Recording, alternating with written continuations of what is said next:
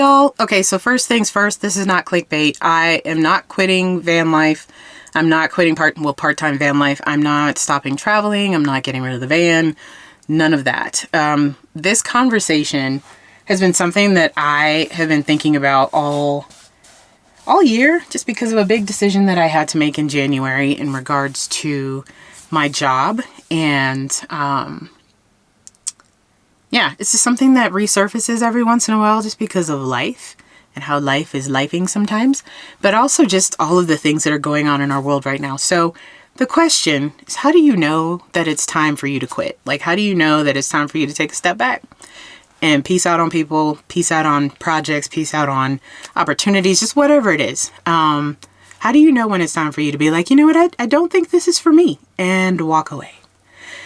For some, that's like a tipping point. You know, how do you know that you've reached your tipping point? How do you draw that line? How do you feel when that happens? Like, those are all questions that I've been thinking about, and I'd love like your thoughts, your feedback, the way that this works for you, because I feel like it's different for everybody. Just even as I was having to make this big decision in January, I remember thinking, okay, I feel like there's a spectrum where you have like, I like am done at the first sign of disrespect, and on the other side of the spectrum is I will stick it out because I've made a commitment and I'm not walking away. And I think most of us land somewhere in the middle. I think for me, if this is the spectrum, I'm probably closer to this side. I don't tolerate disrespect very well. Like, if you want to see my growth side, that's probably that's the way to do it. But I also am very professional. I'm also very diplomatic. And so I tend to remove myself from situations rather than become, you know, all rare about it. Now, I may rare with my siblings and, you know, with friends and things like that. But as far as like being in the situation, I don't do it there. So yeah, I'm curious to know what you think. That would be, yeah, it's just, like I said, it's just something that I've been thinking about all year because of the decision that I had to make, but also there are other decisions coming up that I'm going to have to make. One of them is in regards to grad school. I applied to grad school last year, got into a clinical counseling program, and had to defer because of the whole job transition and all the things that were going on earlier this year. And then also just the commitment that it would require. I wasn't sure that I physically could do it. I really loved the idea of returning to school and getting a second master's, but the timing of it just didn't work. And now it's no longer a professional career if you were watching and paying attention to the news, according to the Department of Education. So that impacts loans and all of that stuff, which I wasn't going to get into a lot of debt to get this degree, but just all the things, like figuring out, okay, I've gotten into this program. Like, do I remove myself from it? Because it's something with long COVID and some of the other dreams that I have, it just doesn't fit anymore. And it wouldn't be the first time that I've withdrawn from a program. I was in one and I was sticking it out. I was doing it because I had signed up for it. It was only 5 classes because it was like a master's certificate. And got in there, started doing the coursework and figured out I really don't like this. So it took everything. Like, I've never quit anything like that in my life, but I did. I quit that, took myself out of that program, and then started pursuing a bunch of other stuff. So long story short, it's something that I think we have to figure out in life as we go along. It's whether it's a relationship, if it's a job, if it's an opportunity, if it's a mentorship situation. Like, there's so many places where this can take place, where it has to be thought through. So curious to know what you think. I'm getting ready for the Texas trek home. So I am taking the van, I'm restocking things. I am taking some of the warm weather stuff out, putting the cold weather stuff in. I bought a new heater. So we're about to go on a trip, a shorter one. That's kind of a trial run. And I bought a new heater so that when I'm plugged into electrical, it's a more powerful one than the old one that I'd been using. So that's happening. But also, I don't know if you're like me, like growing up in Texas on the Gulf. Hurricane season, like you learn to be prepared for things.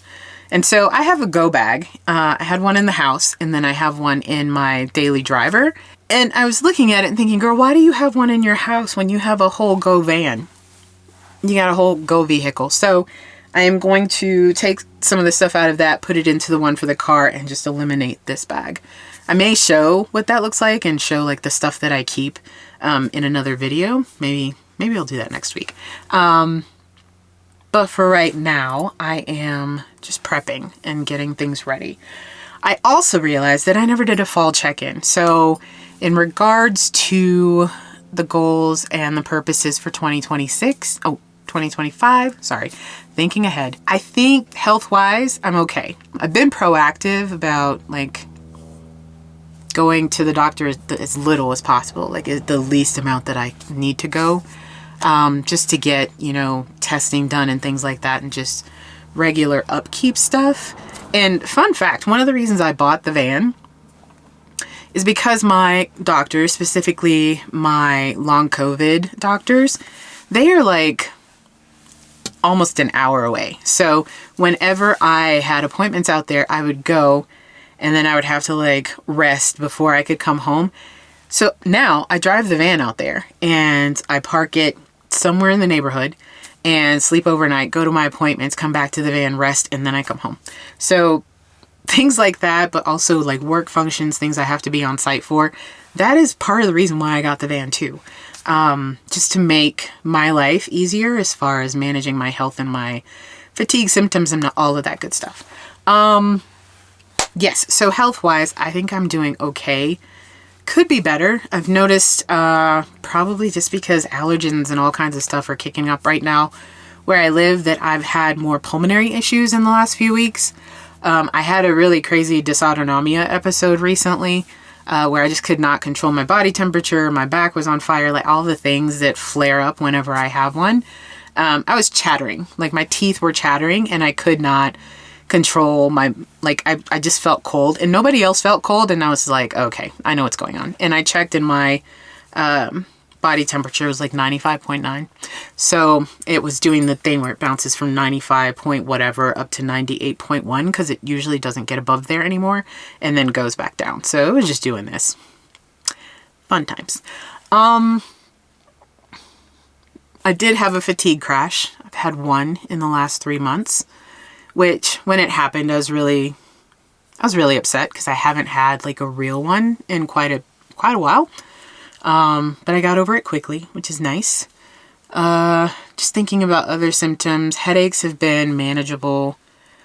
Yeah, so I would say health-wise, I'm doing okay. I am managing things, making sure that I'm doing what I need to do for the most part. There are still things that I know I need to do that I don't. But yeah, that's going okay. As far as living on purpose goes and figuring all of that out, I feel like that's going to bleed into 2026, honestly. For right now, I've been asking a lot of questions, this video, while also taking tangible steps to do things that I have dreamt about, wanted to do, and thought, especially after COVID, that it was just out of reach. So on that front, doing really well. Going to Rifle Falls and Rifle Gap, the trip in Vermont, like all of that, managing the symptoms around all of that, and like being okay. By the way, the fatigue crash came after Rifle Falls, which I knew that. Like it's a 3-hour drive there. I knew that. For a weekend. That was a lot. But as far as like, what am I supposed to be focusing my time on? What am I investing my energy in?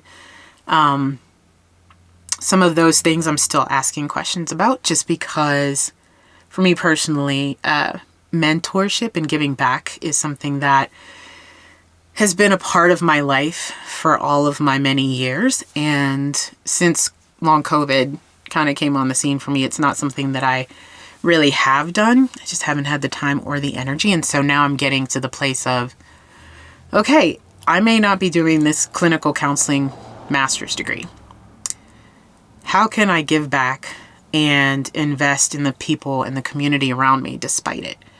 And so I've been looking at a few organizations, specifically ones that encourage women, specifically women of color, young women of color, youth, that have come from rough backgrounds, to get outside and to allow nature to be a part of your healing process and part of your well-being.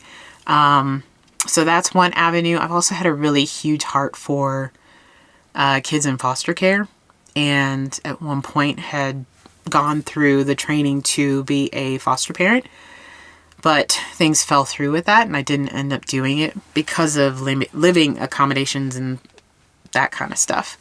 So that's another area where I have a soft spot that I'm also thinking that I might figure out how to get back into that. So giving back, still something that I haven't figured out. And then the big thing that has been kind of on my mind for the last month, I would say month or two, 2026 is right around the corner. Like, I just said 2026 instead of 2025 because I've been thinking, what do I want to do in 2026?